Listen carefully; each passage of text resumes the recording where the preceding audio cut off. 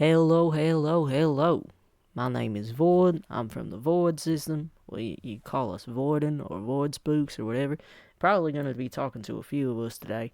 But today we're going over voice training or like voice masculinization. We've been doing voice training for, I'd say, a little bit over 11 years. Today we're going to be talking about voice masculinization. We're going to be talking about voice training. We're going to be talking about all the little tips and tricks that we use and what helps us to actually do voice training and makes us feel good doing it. There's a damn plane going overhead. Don't you worry about that. I'm trying to do all this in one take, so bear with me. First things first, thing that I am currently failing at. Don't be anxious. When you talk, it vibrates through your bones, and when you hear a recording of the way that you talk, is very slightly off from the way that you hear yourself through your bone resonance and all that. So you get this effect called the uncanny valley effect. And even if you're not transgender, you're gonna be like, ew, yeah, okay, I don't like that. And that's completely normal. That's completely fine. That's just the way that that's gonna work. When we talk about voice training, we're talking about working out your voice, and we don't want our objective to be, I want to be more manly. Because that ties up a lot of feelings into one big thing. Again, so sorry about the planes going over my place right now. It's loud as hell. I hope y'all can't hear that. I promised myself I wasn't going to do another take of this. We've been at it for like 2.5 hours. Our perfectionism is going through the roof. We can edit all this out if we want to. Alright. So, first thing, don't be anxious, and you want to set objective measurements. When you hear your own voice, you're not going to like it very much, whether you got dysphoria or not. It's just going to sound weird to you, and that's real normal. You hear your own voice, it's not going to sound great to you. For us, we don't really strive for any one particular voice. Like, I got my voice, and I like the way I sound, and I know when I'm in my voice. But our voice can be completely different depending on who is fronting. That was very smooth, by the way. Quite impressed with us. Our voice can be completely different depending on who is fronting and what they personally want their voice to sound like. So, if you have a voice, or have heard a voice that has given you a sense of euphoria of just like, I wish that I sounded like that, that's great. Now you have something to aim at.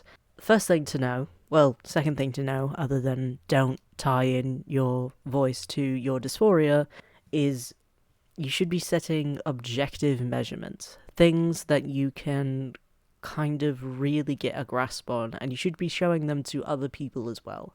So, if you haven't already, or you don't do this, I'm going to ask you to start recording your voice just the way that you sound normally, maybe like a little clip of you singing or making some noises, just to really get familiar with the way that your voice sounds. And every once in a while, be it like every week or so, or just whenever you feel like it, if you do better with routines, set a routine for it. If you don't fucking bother, just like set a reminder for every once in a while if you'd like.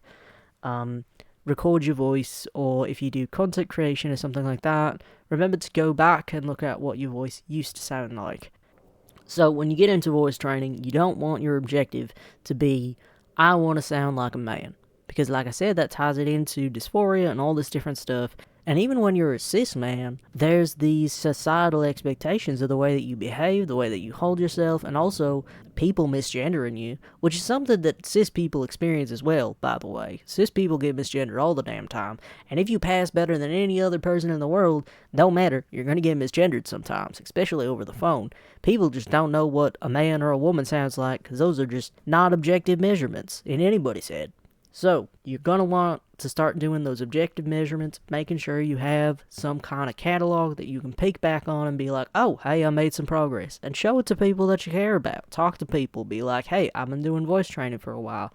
This is my progress or whatever. If you feel comfortable doing that, that way you can get out of your own head a little bit and listen to people that love and care about you, who are going to support you and cheer you on, so you can continue doing what you want to do to present the way that you want to present. What we're going to be focusing on is training for control. Your voice is a muscle. The way that you talk, the way that you speak, it's all muscle. So we're going to be doing workouts that let you stretch and mold that voice in the way that you like best. And the way that you like best is going to be different from person to person. So we're not going to be objectively looking for, oh, let's only do exercises that lower our voice. We're also going to be doing exercises that make our voice higher, that make our voice more resonant, that make our voice less resonant. Understanding what makes you sound more feminine is going to have a great impact on your ability to, on purpose, sound more masculine. So, let's do something that might be a little uncomfortable for some of you, and I'll do a quick demonstration. And if you'd like to follow along, you can. And if you'd not, that's fine too. I'm going to slip into a more feminine tone, and for me, that is softening my voice and making the space in the back of my throat a good bit smaller. And a funny little thing for us as a system is as we change our voice, it actually tends to change who is fronting. So, hi, my name is Araya. It's super nice to meet you. I have no idea what he was just talking about. Oh, yes, okay. So, this is just a demonstration of what my voice sounds like, and when you're talking in a more feminine tone, your voice tends to be a lot smaller, especially at the back. You talk more with the front of your mouth, and you kind of hold your voice less in the back of your throat, more just like midway along your teeth. So like, I'd say like towards like the back of your teeth where your molars are, like halfway through those is kind of where I feel my voice the most. And the qualities that make my voice a lot more feminine compared to more masculine people in our system is this clarity and very soft, not very growly tone, and speaking more with the front of my mouth and having my voice be very, very smooth and not as resonant and, very closed off. There's this very common misconception that a feminine voice sounds typically more high-pitched, and a masculine voice is more low-pitched. And while this is true, it's also kind of not. I can sound just as feminine with a much lower tone. And if I lower my voice, it becomes into this nice, sultry, we like to call it our dommy mommy voice. And this nice lower tone is still speaking in that same space, in that same place in the mouth.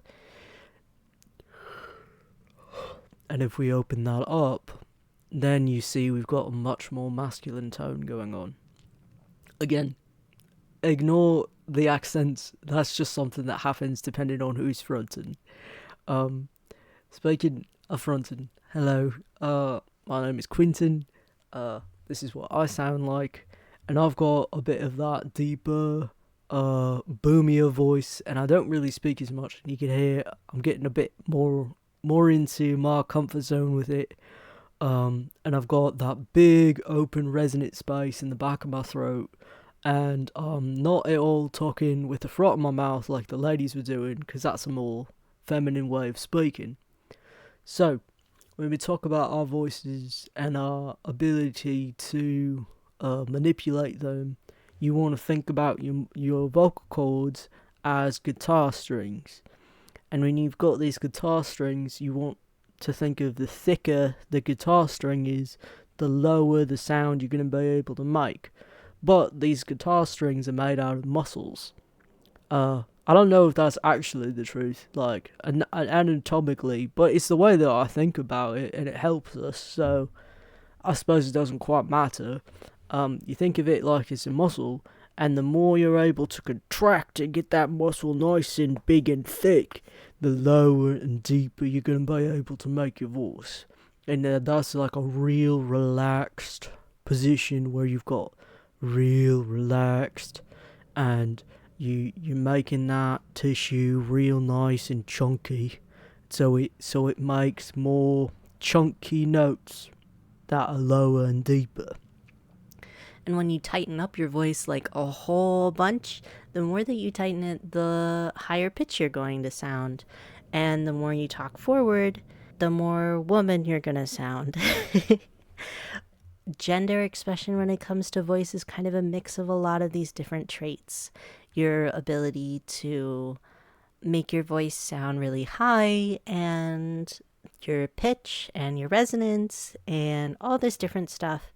So what we're looking for when we're doing voice training isn't going to necessarily be just, I want to sound man and so I'm going to practice manly sounds. It's going to be making all kinds of voices and all kinds of noises so you gain more control of this muscle, so you can fine tune it to exactly the way that you want to sound. When we're talking about masculinization, we mentioned a lot of terms like those big open spaces.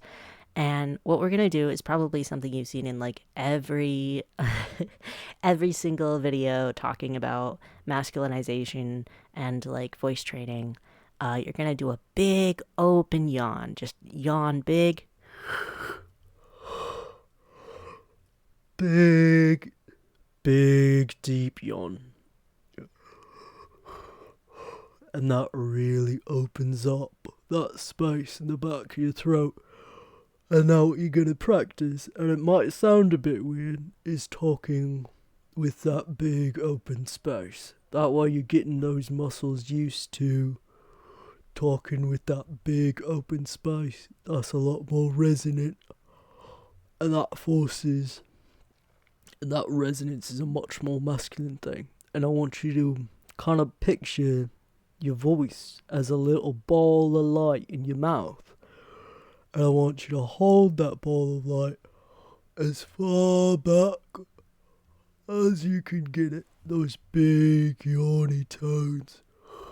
There we go. Now you've got a really nice, deep, resonant bass. And this is going to sound forced. And this is going to sound not as great as a quality as you want it to. And that's completely fine. That's what it's supposed to sound like. You don't really got to worry about what you're sounding like. Again, this is just an instrument. This is just a muscle that we're having some fun with.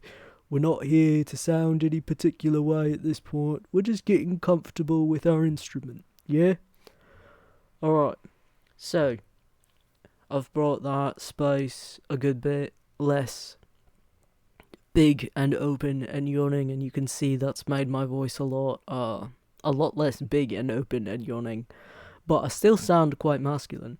And basically what we're doing here is testing our end ranges and testing what we can do up in the higher range with our voice more closed. That way we kind of understand what that feels like.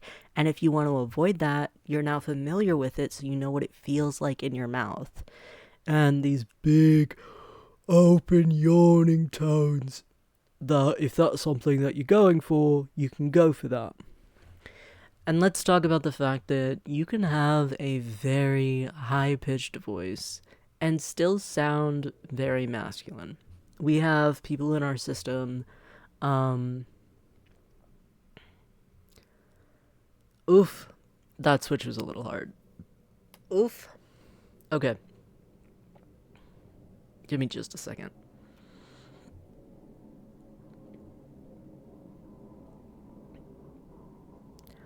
We have people in our system that sound pretty masculine and also have pretty high-pitched voices. I can't actually think of anybody off the top of my head right now, though, other than Marvin. And I don't know if Marvin would be comfortable with something like this. So I'm going to try to keep that, like, medium to large open space in the back of my throat. And then I'm going to pitch my voice up quite a bit. And then to the I fronted. Hello, I'm Marvin. I feel like I still have quite a masculine voice, even though I do speak in a much higher register. And again, I don't think this was mentioned, but depending on what accent you have, it also, like, the pitch and tone and such will interact in different ways and seem more masculine or more feminine depending on what a person is used to. But I speak quite a bit higher than I feel most of the people in our system, like super masculine presenting people in our system, do. But I've still got I still sound quite masculine, I believe. Uh, I tend to be quite nervous, and that's why my voice tends to be a little more clamped up and a bit higher pitch. I think it has a lot to do with the accent and the way that I speak as well. But this is just what is very natural for me in the way that I speak. So I'm still I'm higher, and that kind of closes that space off a good bit. But I'm also still talking back in the back of my mouth instead of in the front of my mouth. Now, let's talk about practice. Let's talk about what you want to do to actually do these things consistently and build these muscles. I don't do sets. I don't do reps. I don't do, hey, let's do this particular exercise every day. If those things help you, building your own little custom routine or finding routines online are great. I just like to make noises. As a system, we prefer not having things as organized and just having fun with things. And so doing things like that is just the way that we prefer to do them. And we just like to stim and make noises and sing and do different little silly voices as we walk around our house and just playing with our voice, practicing, seeing what kind of noises we can make, seeing what kind of voices we can make, and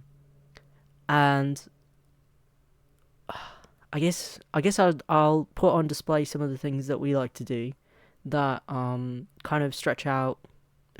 This might be a bit odd, but don't worry about it. So one of the noises that we like to make that kind of implements that big open space feeling is we go,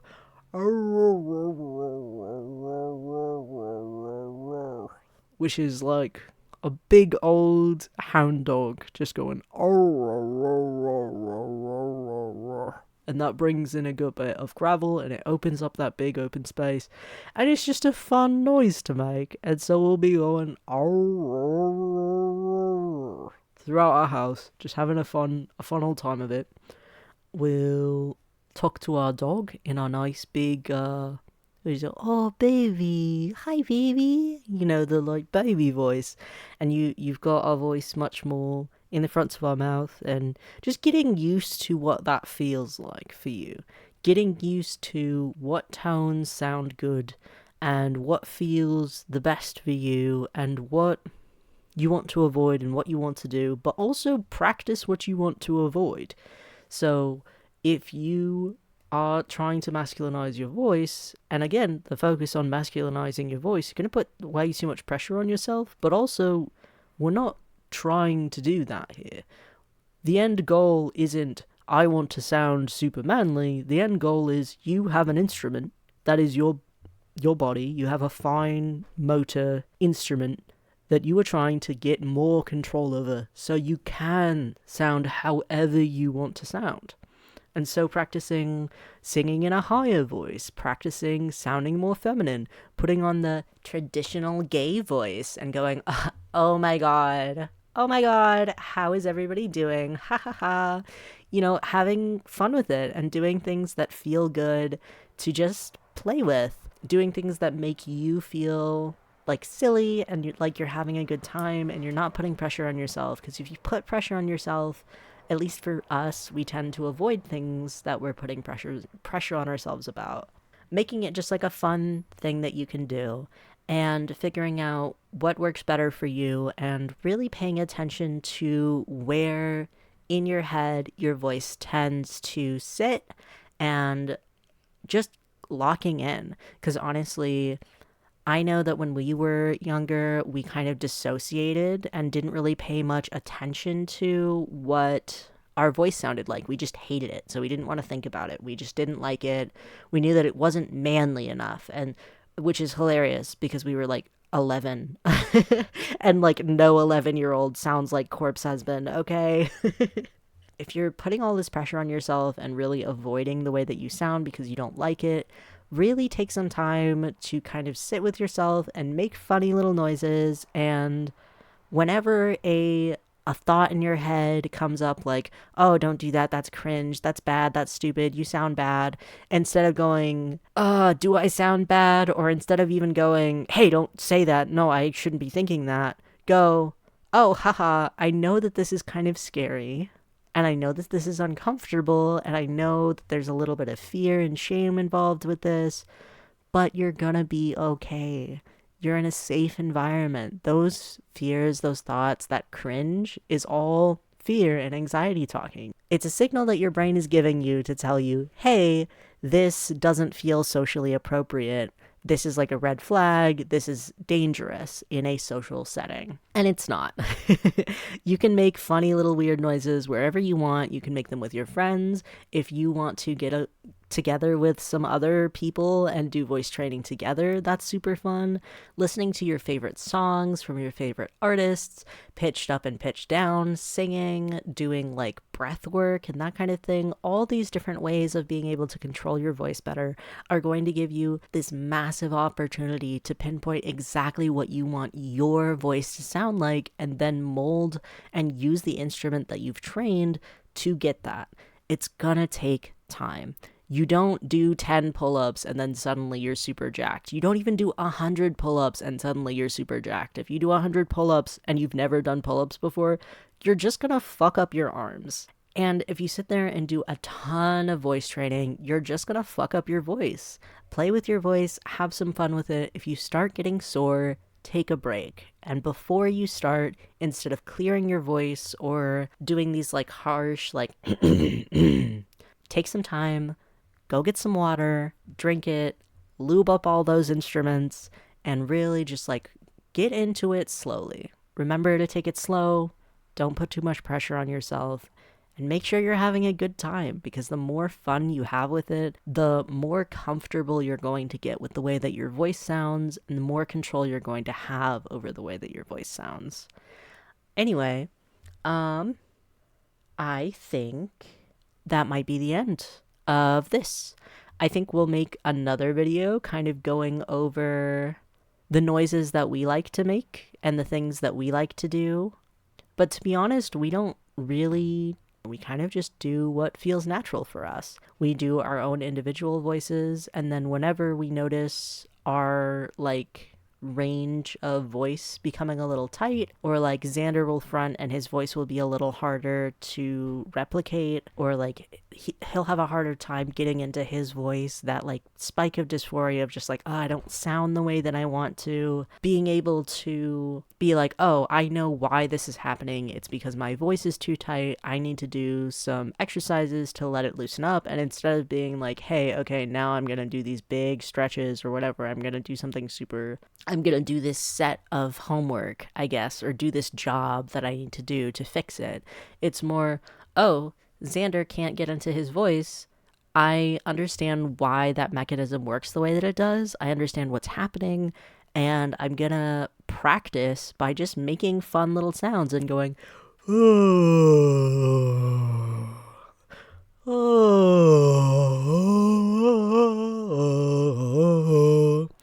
over and over again until Xander feels comfortable in his voice. And yeah, I think that might be what the advice that we've got for this.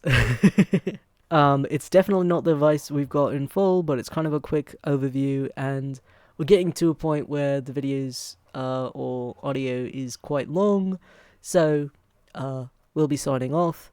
Thank you so much for watching or listening, and I will be making another one of these eventually, and if I end up posting this on like YouTube or a social or whatever, do all the things that tell the algorithm that you enjoyed this, and I I hope everyone has a wonderful day. Thank you so much for taking the time to be here. I really hope that some of our advice helped.